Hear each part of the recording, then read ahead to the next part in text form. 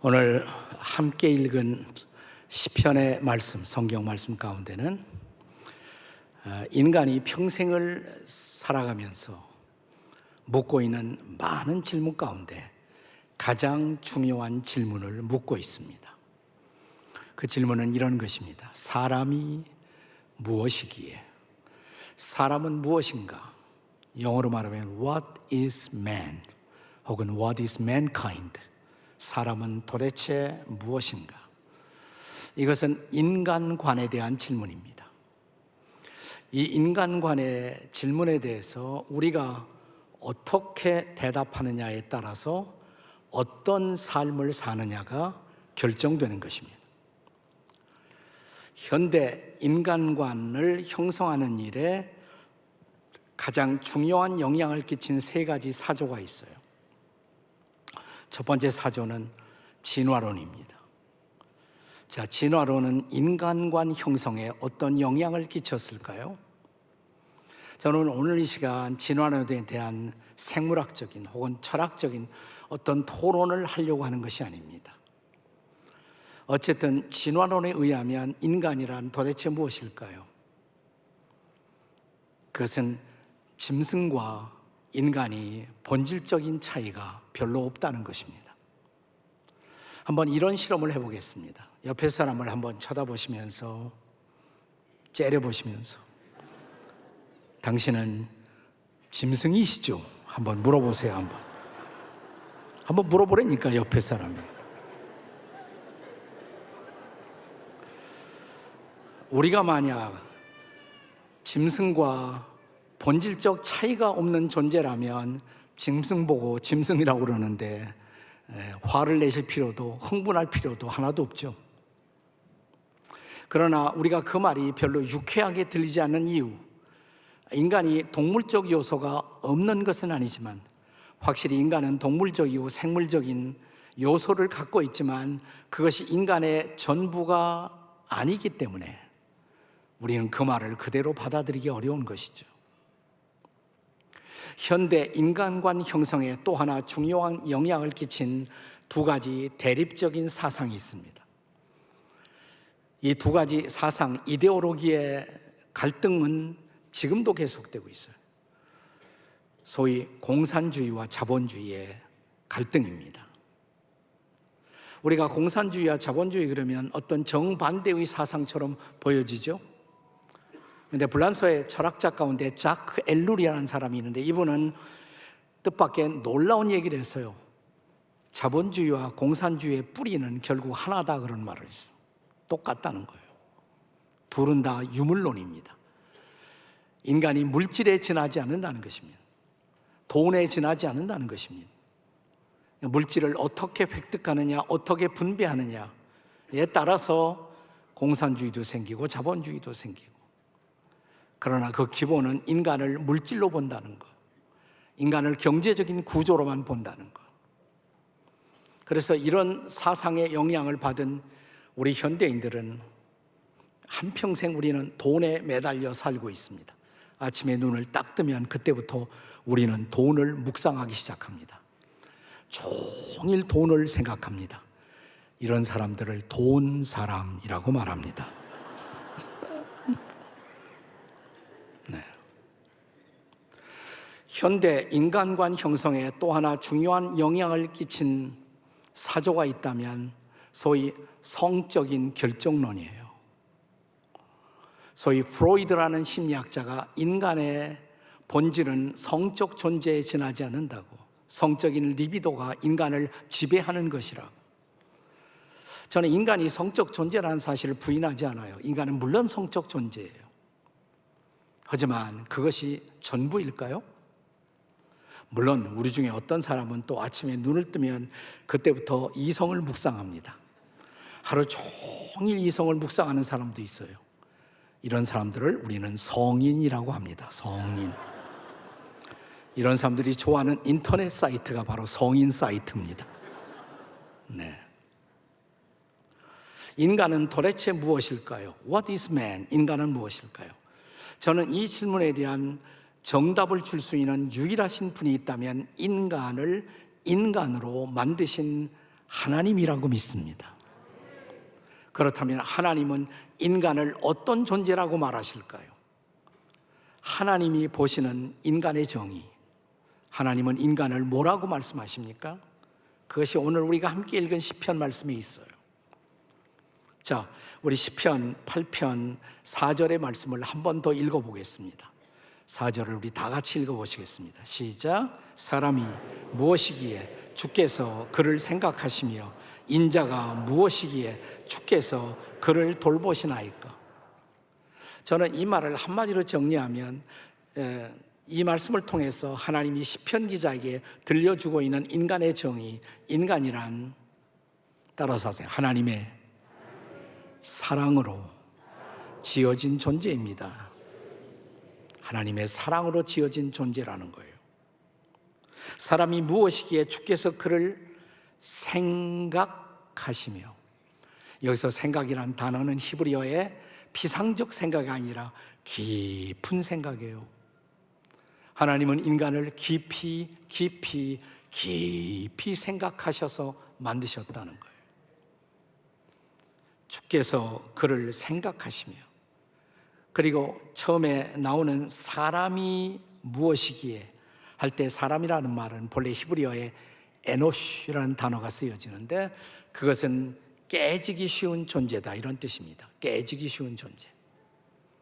인간은 상처받을 말 한마디 던져도 쉽게 깨져버려요.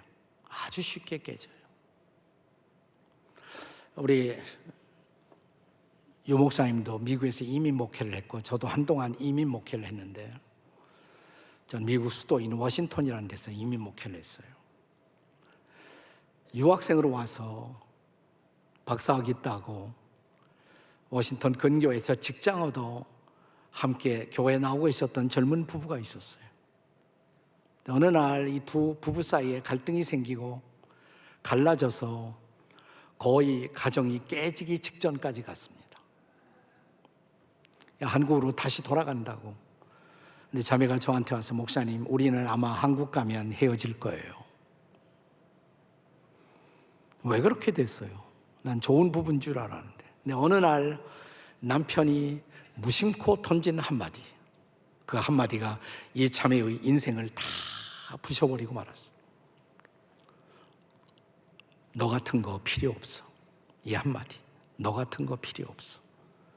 그래, 유학생으로 와서 당신이 공부하는 동안에 뒤에서 식당에서 일하고 열심히 일해서 남편 도와주고, 남편을 도와서 박사학위 과정 밟도록 다 도와주고, 직장 얻고, 집 하나 사고, 살만 하니까 나 같은 거 필요 없다고, 이제 나 같은 거 필요 없다고. 이 한마디 말이 이 자매의 인생을 다 산산조각으로 내버린 거예요.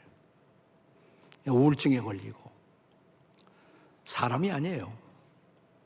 네, 이 한마디 말, 사람이라는 그렇게 깨지기 쉬워요. 그런데 오늘 성경은 이렇게 말합니다. 사람이 무엇이기에 깨지기 쉬운 존재이지만 이런 존재를 하나님은 깊이 생각하셔서 만드셨다는 거예요. 인자가 무엇이기에? 인자는 사람의 또 다른 명칭입니다. 인자. 원문에 보면 벤 아담이라는 단어가 쓰여져요.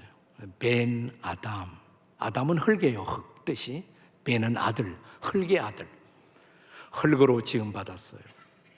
그리고 어느 날 우리는 모두 흙으로 돌아갑니다. 그만 살아. 이제 내 앞으로 오라. 하나님의 부르심이 오면 우리는 다 흙으로 돌아가요. 인자, 흙으로 돌아갈 존재. 그런데 지금 그분이 우리를 돌보시고 있다는 거예요. 케어링, 잘 돌보시고 있다는 거예요. 잘 돌보시고. 깨지기 쉬운 존재, 흙으로 돌아갈 수밖에 없는 존재. 그럼에도 불구하고 하나님이 깊이 생각하셔서 우리를 인간으로 지어주셨고, 그리고 지금도 그분은 우리를 돌보시고 있다는 것입니다. 사랑하고 계시다는 것입니다. 다른 말로 말하면 사랑하고 계시다는 것이에요. 우리 교회에서 많이 부르는 복음성 가운데 특별히 처음 나온 분들을 보시면 우리가 이 찬송을 가스펠송을 부르기를 즐겨하죠. 당신은 사랑받기 위해 태어난 사람. 당신은 사랑받기 위해 태어난 사람. 한번 따라서 하실까요? 당신은 사랑받기 위해 태어나셨습니다. 근데 저는 거기다가 한마디 말을 덧붙여야 한다고 생각해요. 우리는 사랑받기 위해서 태어났을 뿐만 아니라 사랑을 주기 위해서 또한 태어난 존재예요. 믿으십니까, 여러분? 그러면 옆에 사람이 당신은 사랑을 주기 위해 또한 존재하고 계십니다. 한번 해보세요. 당신은 사랑을 주기 위해 존재하고 계십니다.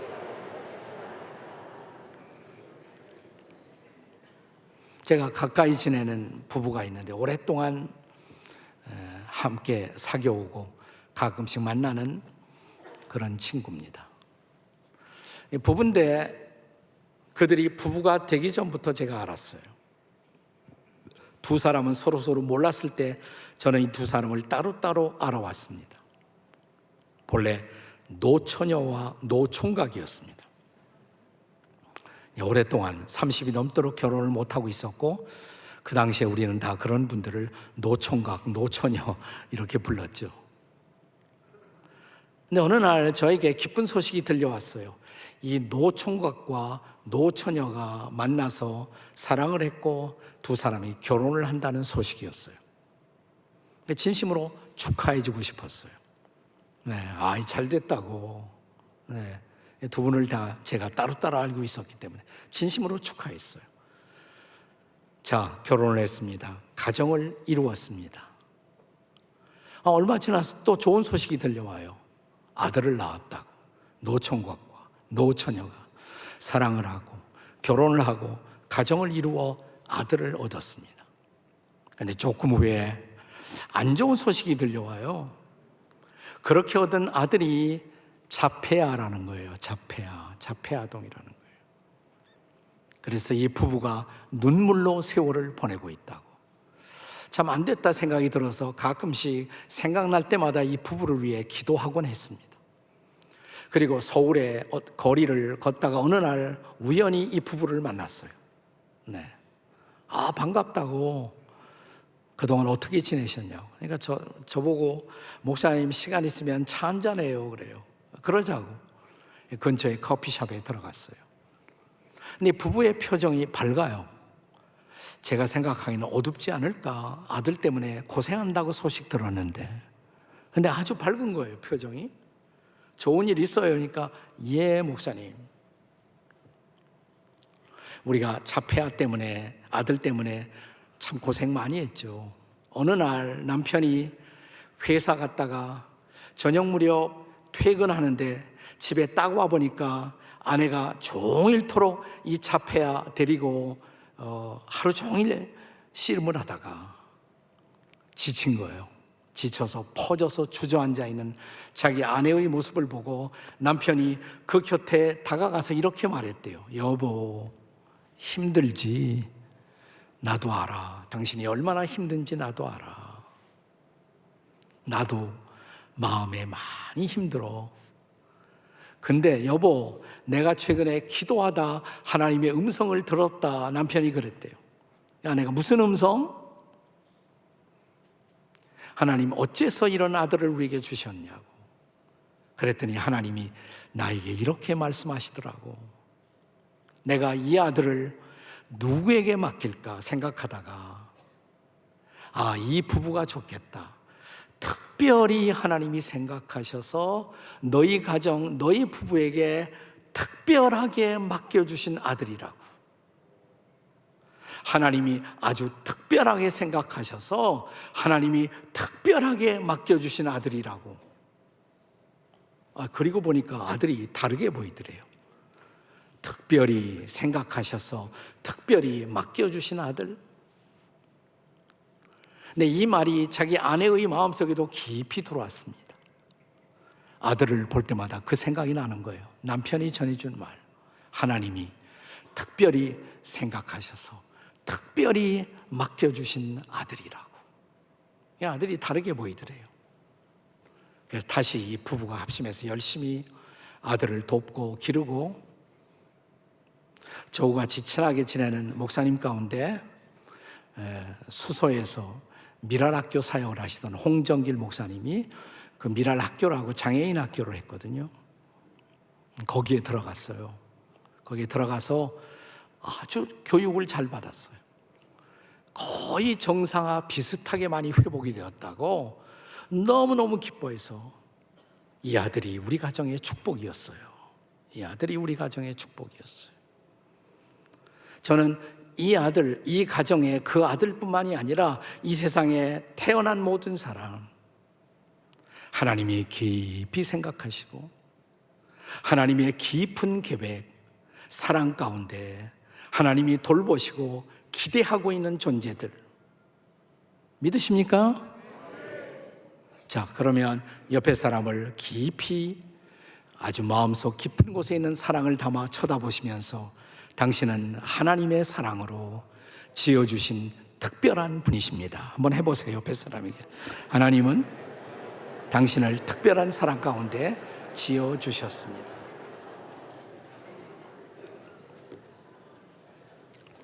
What is man? 사람은 무엇일까요? 사람은 무엇일까요? 인간은 무엇일까요? 오늘 성경 말씀에 하나님의 두 번째 대답, 그것이 5절에 기록되어 있어요. 시편 8편 5절. 한번 5절 말씀을 다 같이 읽어보겠습니다. 시작.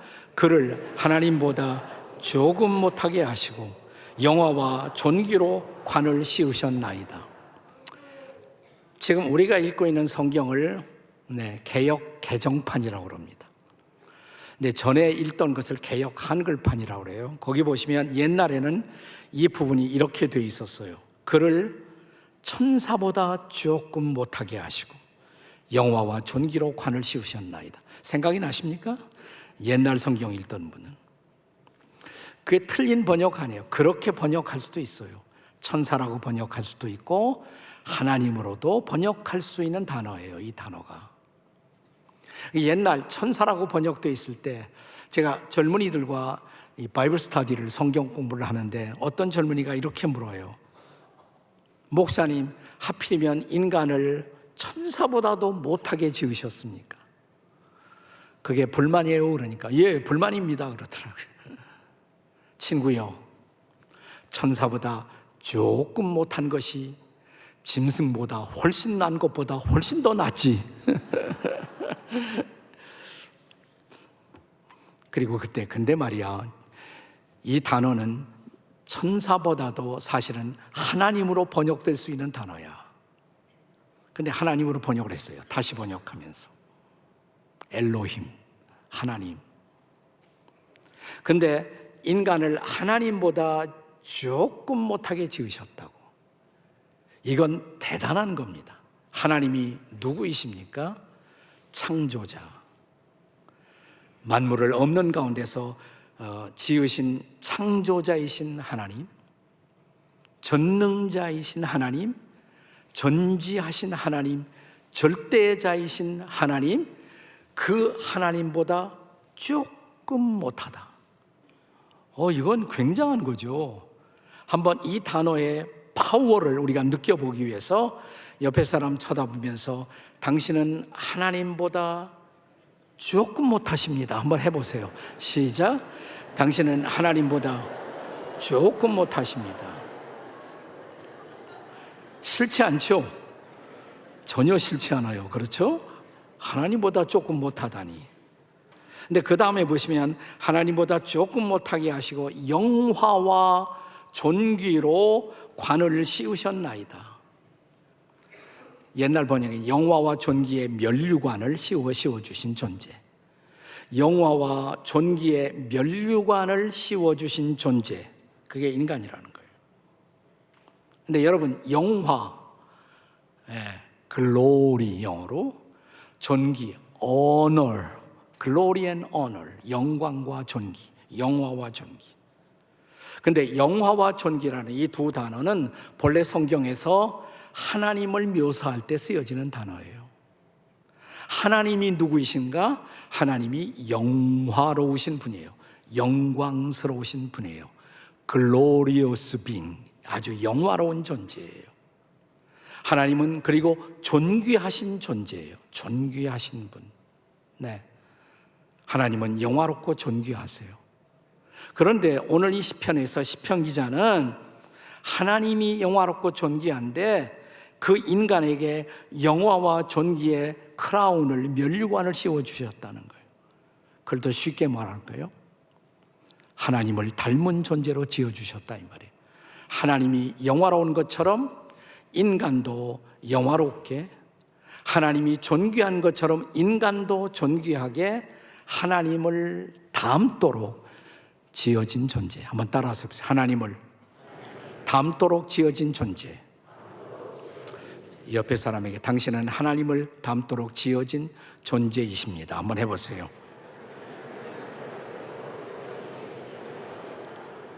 그러니까 그 말이 무슨 말이에요? 하나님을 닮도록 지어진 존재라는 말이 하나님처럼 영화롭고 하나님처럼 존귀하다는 거죠.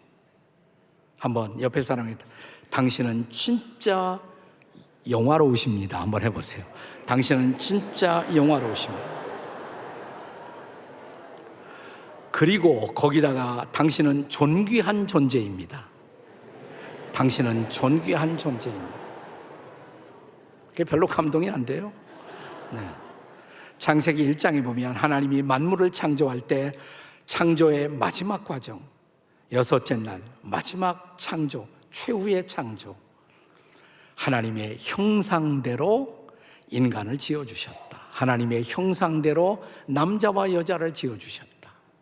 하나님을 닮은 존재, 하나님이 거룩한 것처럼 인간도 거룩하게, 하나님이 사랑할 수 있는 존재인 것처럼 인간도 사랑할 수 있는 존재로 하나님을 닮은 존재예요.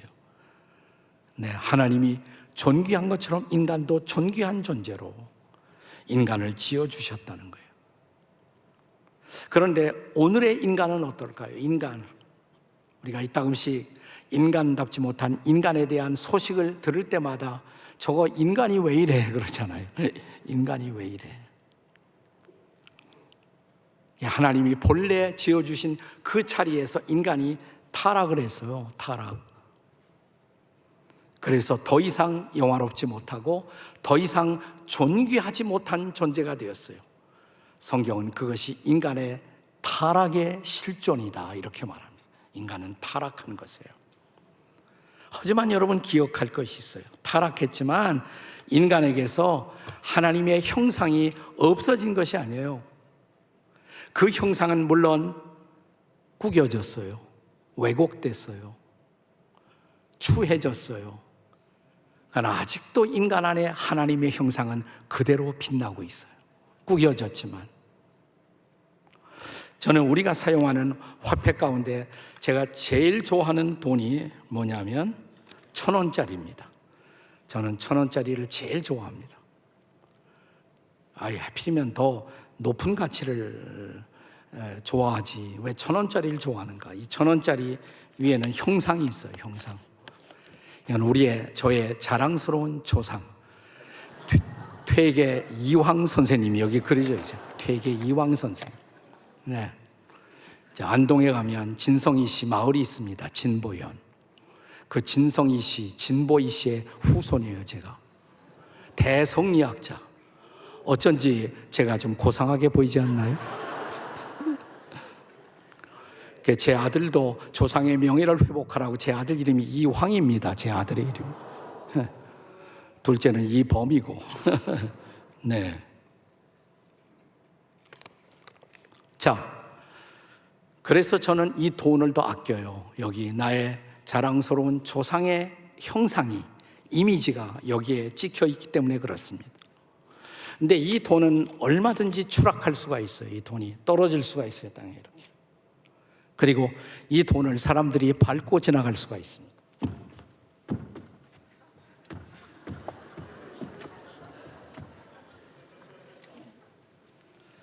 이 돈은 이제 짓밟힌 돈이에요. 구겨진 돈이에요. 그렇지만 돈의 가치가 있습니까? 없습니까? 실험을 해볼까요? 앞에 있는 우리 부목사님 한번 올라와 보세요. 이렇게 빨리 올라와 보세요. 네, 일로 올라오세요. 네. 제가 이 돈을 목사님께 드리면 받겠어요? 안 받겠어요? 받아요? 네. 그럼 받아봐요. 네. 그래서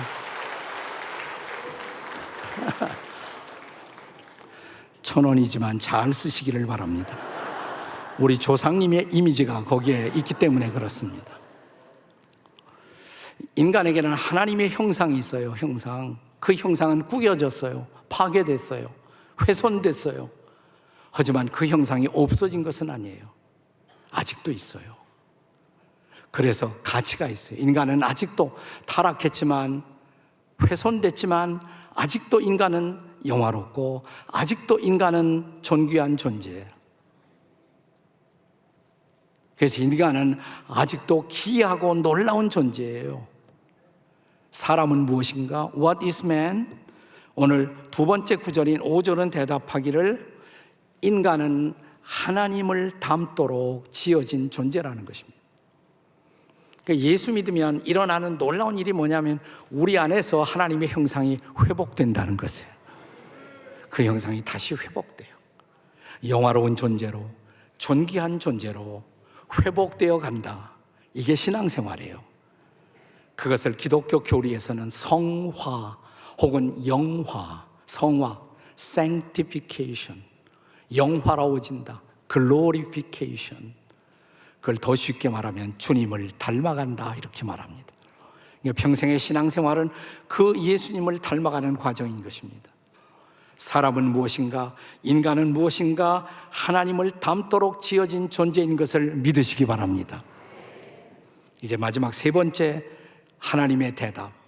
도대체 인간은 무엇일까요? 사람은 무엇일까요? 6절의 대답을 들어보겠습니다. 시편 8편 6절 우리 한번 다 같이 읽겠습니다. 시작. 주의 손으로 만드신 것을 다스리게 하시고 만물을 그의 발 아래 두셨으니. 자, 주의 손으로 만드신 모든 것을 다스리게 하시고, 인간으로 하여금 다스리게 하시고. 그럼 인간은 어떤 존재예요? 따라서 인간은 하나님이 만드신 창조물을 관리하는 존재입니다. 하나님이 창조한 모든 창조물, 그 창조물을 다스리고 관리할 수 있는 존재로 인간을 지어주셨다는 거예요. 아멘. 주의 손으로 만드신 모든 것을 다스리게 하시고, 창세기 1장에 보면 인간을 만드시고 나서 첫 번째 하나님의 선언이 뭐냐면 생육하고 번성하라, 땅을 정복하라, 땅을 다스리라. 다스리라고 하셨어요. 잘 다스리라. 근데 정복하라는 말을 오해해서 막 자연을 파괴하라는 말로 한때 오해를 했어요. 아니에요. 잘 관리하라 이 말이에요. 인간을 다스리는 자로. 요즘 우리가 쓰는 말로 말하면 그게 관리자예요. 매니저. 옛날 우리 조상들은 그걸 청지기라는 말을 썼습니다. 스튜어드, 청지기. 청지기는 주인이 아니에요. 주인의 것을 맡아서 관리하는 사람이 청지기죠. 우리는 청지기예요. 우리는 관리자예요. 하나님은 인간을 관리자로 지어주셨어요. 그래서 가정 잘 다스리고 살라고, 자녀 잘 다스리고 살라고, 맡겨주신 직장, 사업 잘 다스리고 살라고, 맡겨주신 교회 잘 다스리라고, 맡겨주신 나라와 민족 잘 다스리라고, 우리에게 선물로 주신 자연도 잘 다스리라고. 그런데 인간은 정말 잘 다스리고 살고 있을까요? 어때요? 우리가 잘 다스리고 살고 있다고 생각하십니까? 자연이 신음하고 있어요. 자연을 잘 다스리지 못해서 자연이 지금 파괴되고 있고, 자연이 신음을 지르고 있고, 날씨에 이상이 오고 있고, 우리 책임이에요. 우리가 청지기 역할을, 관리자 역할을 잘못한 것이죠. 여러분의 가정은 어떻습니까? 여러분의 가정은 하나님이 잘 다스리고 거기서 행복을 누리라고 우리에게 선물로 가정을 주시고 아내를 주시고 남편을 주시고 자녀를 주셨는데 잘 다스리고 계십니까? 아니, 가장 좁게는 나 자신, 나를 선물로 주셔서 나를 다스리며 살라고. 그런데 내가 잘 다스려지고 있나요? 혹시 이런 고민하신 분 없나요? 나도 어떻게 할 수 없는 나, 이런 고민.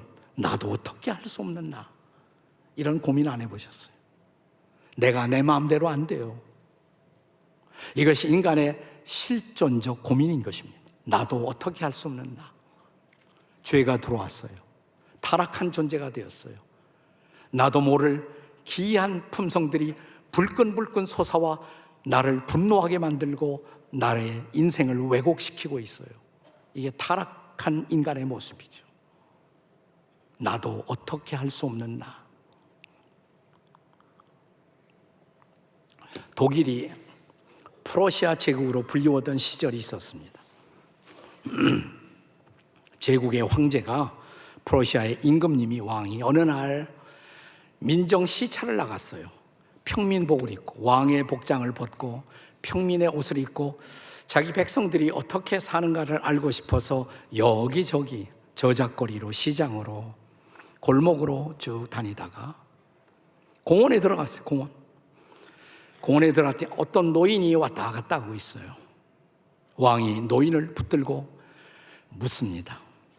노인, 뭘 하는 분이시오? 이때 뜻밖의 노인은 이런 대답을 합니다. 나요?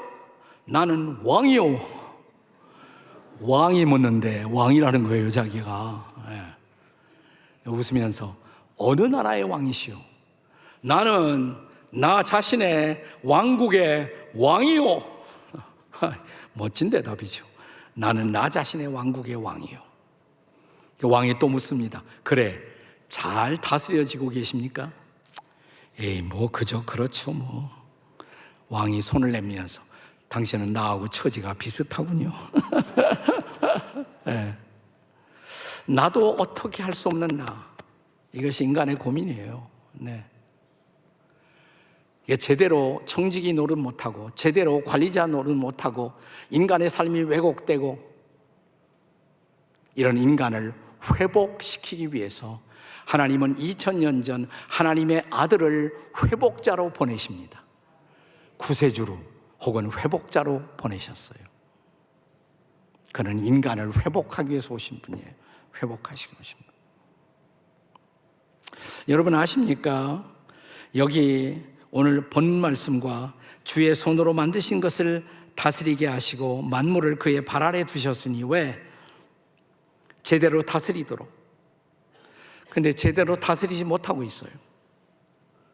그런 우리를 다시 영화로운 존재, 다시 존귀한 존재로 회복시켜 주시기 위해서 하나님은 2000년 전 하나님의 아들 예수 그리스도를 보내신 것입니다. 오늘 시편 8편 5절과 6절과 거의 같은 말씀이 신약에도 한 번 더 등장합니다. 신약 히브리서 2장 9절과 10절의 말씀, 혹시 신약 성경을 가지고 오신 분들은 한번 찾아보시면 히브리서 2장입니다. 히브리서 2장 9절과 10절의 말씀을 같이 한번 읽어보시겠어요? 다 같이 읽습니다. 시작. 오직 우리가 천사들보다 잠시 동안 못하게 하심을 입은 자, 곧 죽음의 고난 받으심으로 말미암아 영광과 존귀로 관쓰신 예수를 보니 이를 행하심은 하나님의 은혜로 말미암아 모든 사람을 위하여 죽음을 맛보려 하심이라. 10절. 그러므로 만물이 그를 위하고 또한 그로 말미암은 이가 많은 아들을 이끌어 영광에 들어가게 하시는 일에 그들의 구원의 창시자를 고난을 통하여 온전하게 하심이 합당하도다. 이게 무슨 말씀입니까? 여기 9절에 보시면 영광과 존귀로 관쓰신 예수. 자, 아까 시편에 하나님이 인간을 지으실 때 어떻게 지으셨다고요? 영광스럽고 존귀하게. 근데 가장 영광스럽고 가장 존귀한 분의 모델, 누가 그렇다는 거예요? 예수님이에요. 영광과 존귀의 관을 쓰신 예수. 근데 그분이 2000년 전 이 땅에 와서 고난을 받으셨다는 거예요. 죽음을 맛보셨다는 거예요. 왜 그러냐? 10절에 보면 많은 아들들을 이끌어 다시 영광에 들어가게 하시려고. 영광스럽지 못한 우리를 다시 영광스럽게 하려고, 존귀하지 못한 우리를 존귀하게 하려고 하나님의 아들 예수 그리스도가 이 땅에 와서 고난받으시고 죽으셨다는 것입니다. 그는 왜 오셨습니까? 이 땅에. 옛날 구약의 이사야 선지자는 그분이 이 땅에 오신 목적을 가장 잘 설명해 주었습니다. 예언해 주었습니다. 이사야 53장 5절의 말씀이에요. 한번 우리가 같이 한번 읽어보겠습니다. 다 같이 시작. 그가 찔림은 우리의 허물을 인함이요 그가 상함은 우리의 죄악을 인함이라. 그가 징계를 받음으로 우리는 평화를 누리고 그가 채찍에 맞음으로 우리는 나음을 입었도다. 아멘. 아멘. 그가 찔림은 우리의 허물 때문이라고. 그가 상함은 우리의 죄악 때문이라고. 그가 징계를 받음으로 십자가에서 우리 대신 맞아야 할 형벌, 받아야 할 저주, 받아야 할 심판을 그가 대신 받음으로 우리를 평화롭게 하시고, 이 평화란 단어는 히브리어의 샬롬, 이것은 우리를 온전하게 한다는 의미예요. 인간을 온전히 회복시키기 위해서 그분이 십자가에서 찢기시고 피 흘리시고 고난을 받으셨다는 것입니다. 여러 해 전에 한국에도 다녀간 영화 한 편이 있습니다.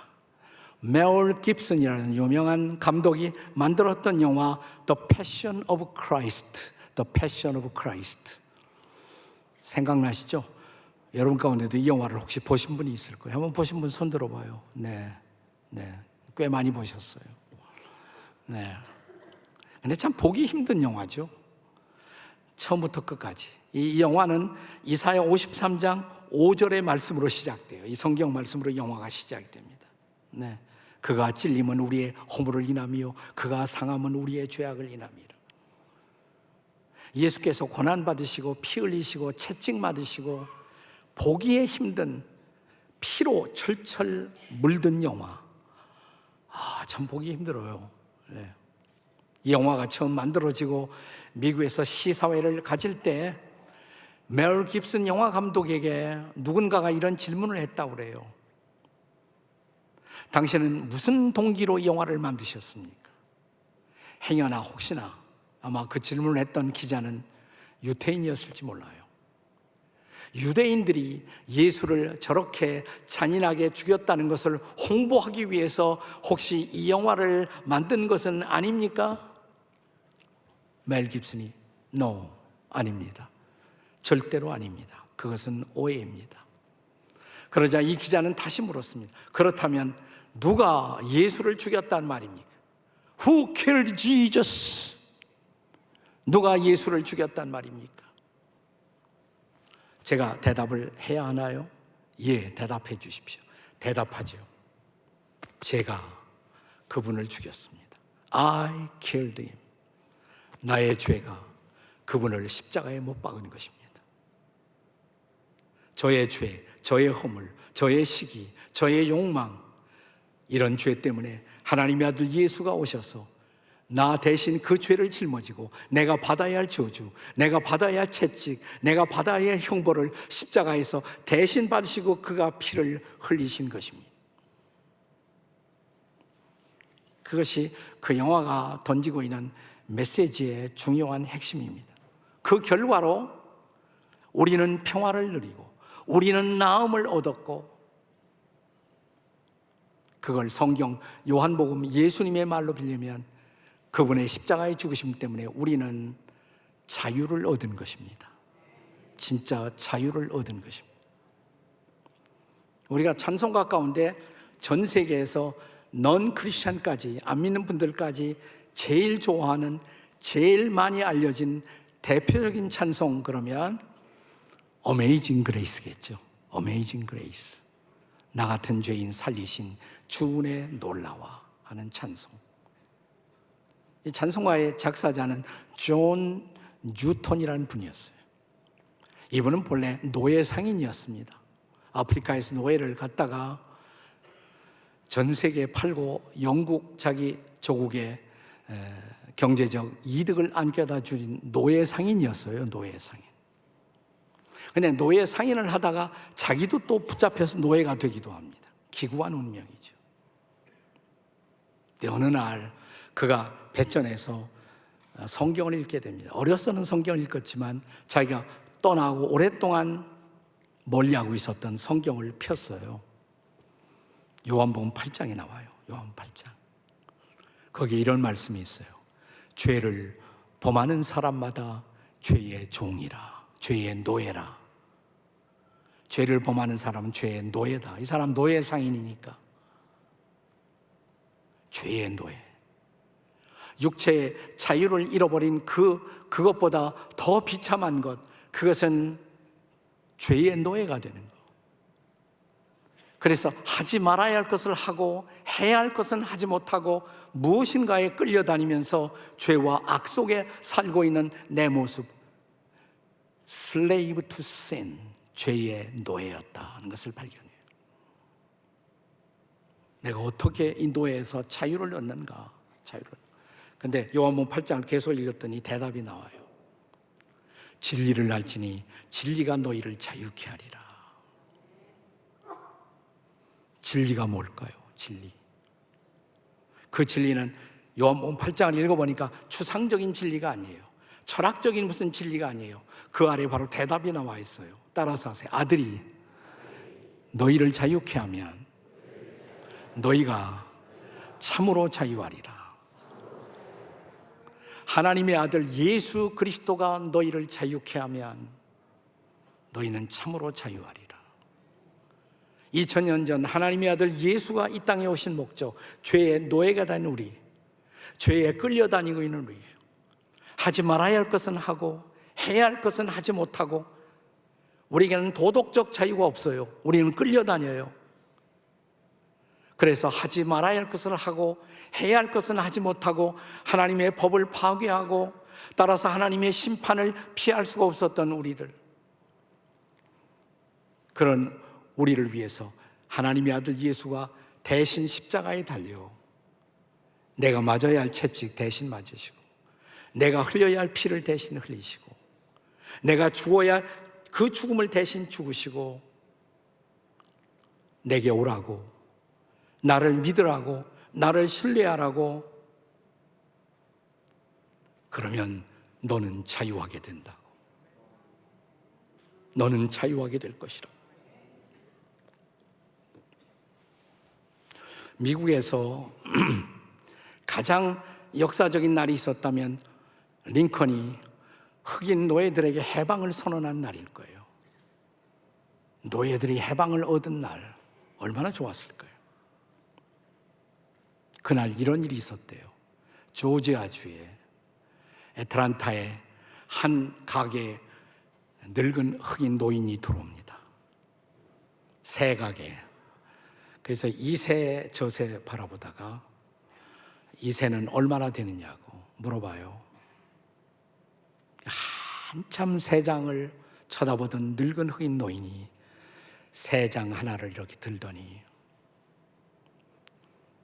굉장히 비싼 가격을 불러요. 괜찮다고 돈을 내요. 바깥으로 나와요. 갑자기 새 장 문을 열더니 새를 날려보냅니다. 주인이 깜짝 놀라서 나와서 당신 뭐 하는 거예요 도대체? 당신은 제가 이 새 장 문을 열고 이 새를 날려보내는 심정을 모를 거예요. 오늘 우리 흑인들은 자유를 얻었어.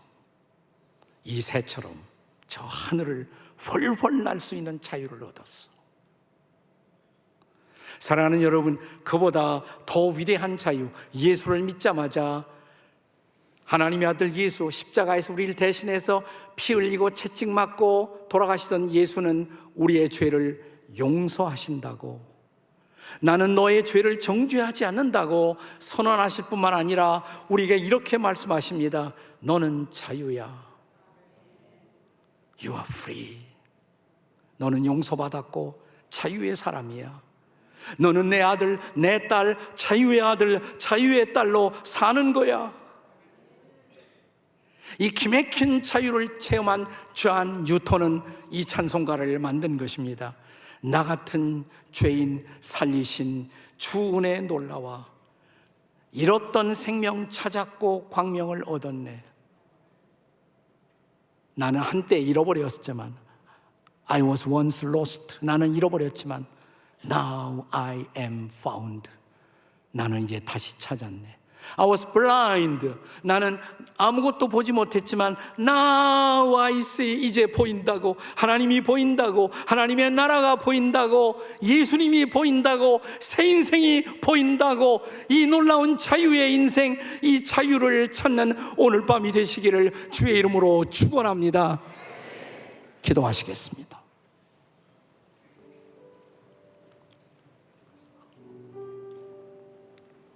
가슴을, 여러분의 오른손을 가슴에다가 얹어보세요. 자유하십니까? 자유하십니까? 아니면 뭔가가 나를 얽매고 나를 붙들고 있진 않은가요? 내가 예수님을 나의 구주와 주님으로 믿었다면, 그분을 내 마음속에 초청했다면, 그분을 오늘도 의지하고 있다면 그분이 주신 용서, 그분이 주신 자유, 그분이 주신 평화가 내 마음속에 있을 거예요. 나는 자유예요. 감사해요. 그러나 뭔가가 아직도 나를 누르고 있다면, 내 마음에 아픔이 있다면 예수님, 자유를 주세요. 예수님, 믿겠어요. 예수님, 저도 이제 믿고 살겠어요. 예수님을 따르겠어요.